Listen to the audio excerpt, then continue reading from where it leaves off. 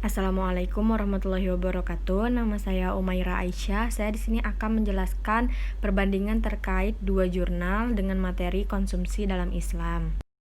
Yang pertama yaitu dengan judul jurnal Pola dan Perilaku Konsumsi Rumah Tangga dalam Perspektif Ekonomi Islam di Kota Makassar. Jurnal ini dipublikasi pada tahun 2018 dan nama penulis pada jurnal ini adalah Tuti Supatminingsih. Latar belakang dari jurnal ini adalah karena untuk mengkaji dengan fokus pola dan perilaku konsumsi rumah tangga masyarakat di Kota Makassar dalam perspektif Islam. Kajian ini penting dilakukan karena pola dan perilaku konsumsi masyarakat tidak hanya terikat pada aspek dualitas yaitu economic rationalism dan utilitarianism. Yang keduanya lebih menekankan kepentingan individu atau self-interest. Perilaku konsumsi menurut ekonomi Islam adalah seorang konsumen muslim akan mempertimbangkan manfaat dan berkah yang dihasilkan dari kegiatan konsumsinya.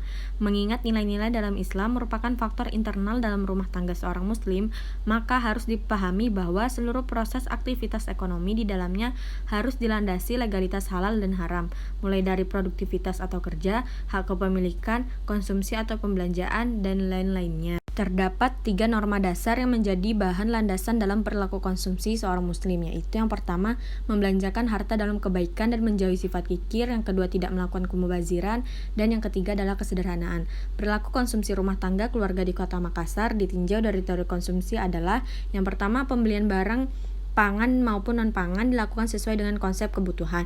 Yang kedua, maslahah yang tercapai dengan pemenuhan kebutuhan pangan dan non-pangan diperoleh utility dan keberkahan. Yang ketiga, manfaat yang didapat tidak hanya di dunia saja, tetapi di akhirat juga karena di dalam pengeluaran konsumsi masih terdapat aspek sosial seperti zakat.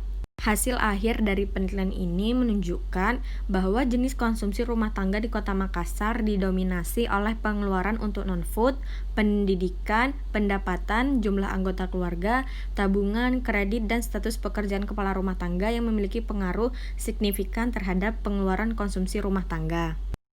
Lanjut pada perbandingan jurnal yang kedua, yaitu dengan judul Perilaku Konsumsi Masyarakat dalam Perspektif Islam di Kelurahan Barombong, Kota Makassar.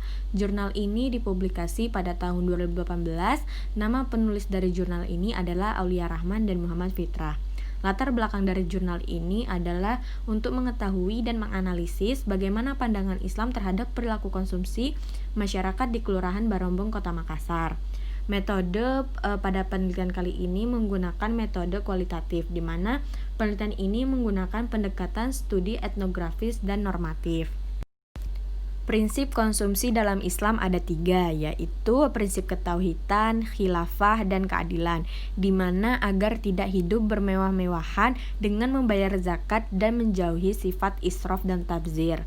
Dalam Islam terdapat perilaku dan etika konsumsi yang harus dijaga konsumen, yaitu Islam tidak mementingkan kebutuhan pribadi dengan meningkatkan rasa egonya.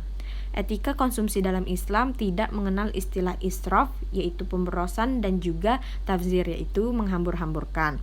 Dari isi jurnal ini, kita dapat mengetahui bahwa mayoritas masyarakat Barombong Makassar merupakan masyarakat dengan ekonomi tingkat menengah ke bawah dan minoritas masyarakat dengan ekonomi menengah ke atas. Dan hasil penelitian dari isi jurnal ini adalah perilaku konsumsi masyarakat Barombong Makassar yang tingkat ekonominya di atas untuk memenuhi kebutuhannya. Sebagian masyarakat masih belum menerapkan perilaku yang sesuai dengan Islam, yaitu dengan berperilaku tabzir atau boros. Sedangkan perilaku konsumen masyarakat Barombong yang tingkat ekonominya menengah ke bawah dan tingkat ekonomi rendah dalam memenuhi kebutuhannya sudah sangat baik karena telah mengkonsumsi sesuai etika dan prinsip konsumsi dalam Islam. Kesimpulan dari perbandingan kedua jurnal tersebut adalah yang pertama memiliki kesamaan. Yang pertama memiliki kesamaan dalam metode penelitian. Kedua jurnal ini menggunakan metode kualitatif. Yang kedua yaitu kesamaan dalam latar belakang, di mana kedua jurnal ini ingin mengkaji lebih dalam terkait perilaku konsumsi masyarakat di Kota Makassar.